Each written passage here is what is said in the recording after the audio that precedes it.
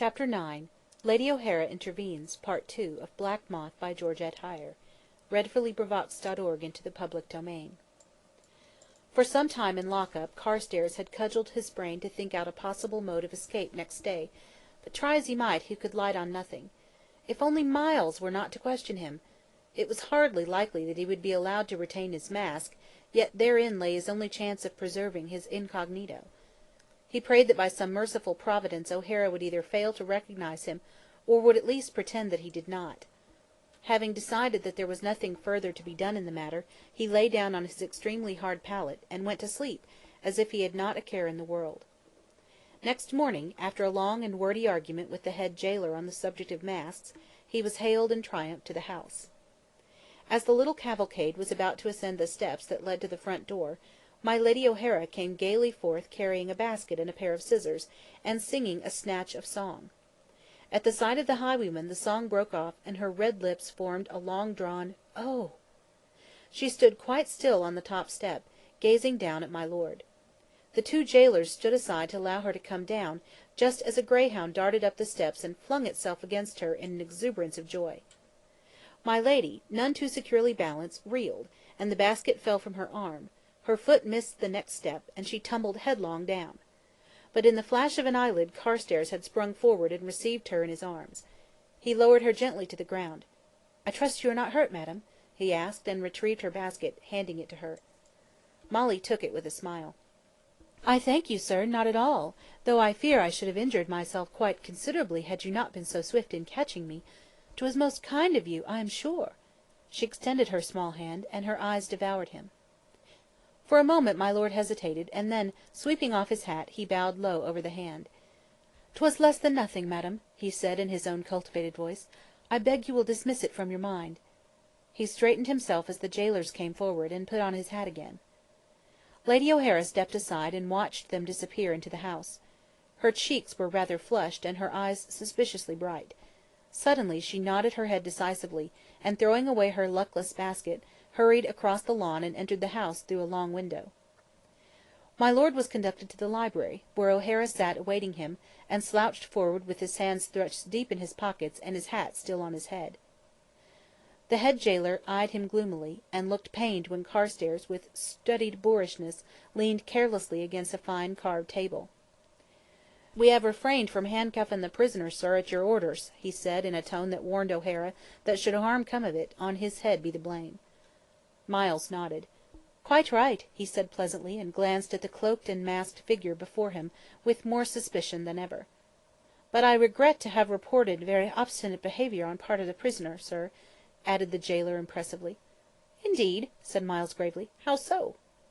Jack controlled an insane desire to laugh, and listened to the gaoler's complaint. "You see the prisoner, sir, with that great mask on his face?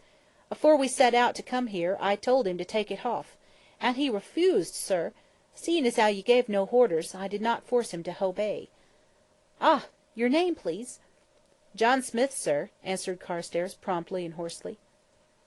O'Hara wrote it down with a sceptical smile on his lips that Jack did not quite like. "Perhaps you will have the goodness to unmask?" There was a momentary silence. "Why, sir, I thought you might allow me to keep it on." "Did you, now? I will not be allowing any such thing." "But, sir—" "'Tis impossible. Off with it." "Sir—" "If you don't take it off, I shall ask these men to assist you," warned Miles. "May I not speak with you alone, sir?" pleaded Jack. By now O'Hara was greatly intrigued. "You may not. Unmask!" He was leaning half across the table, his eyes fixed on Jack's face.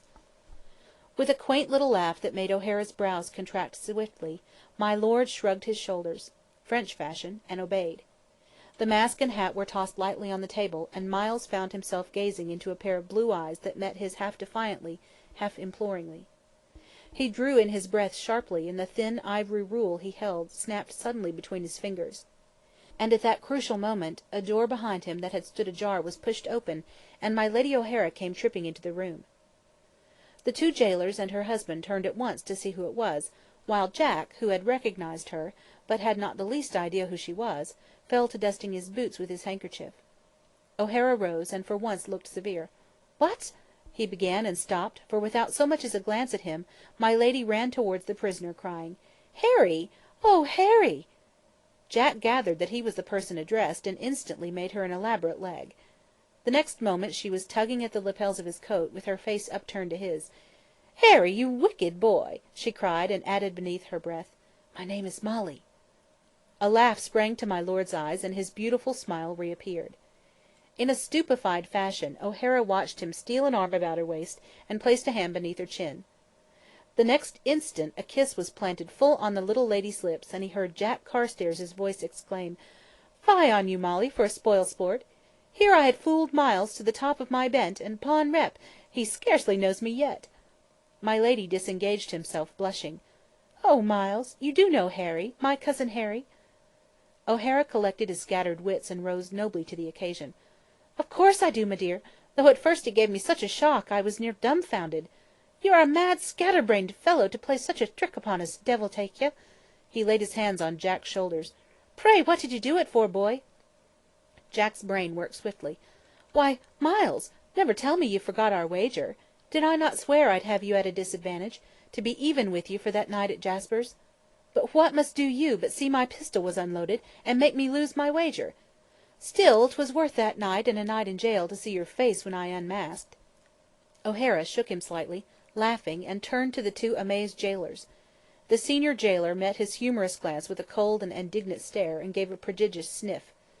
"My good fellows," drawled Miles, "I'm mighty sorry to see you've been worried over me young cousin here.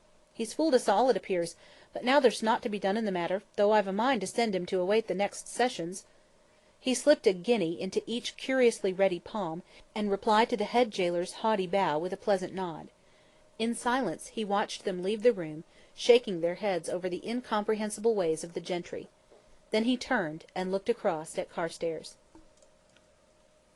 Chapter 9